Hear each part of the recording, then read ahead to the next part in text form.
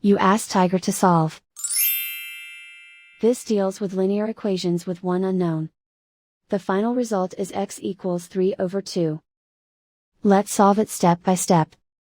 Group all x terms on the left side of the equation. Subtract 3x from both sides.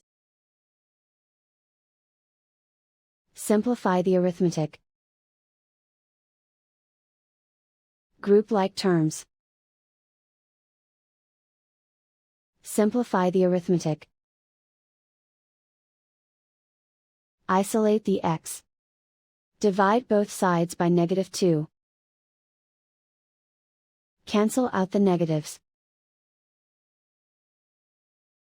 Simplify the fraction. Cancel out the negatives. And so the final result is x equals 3/2.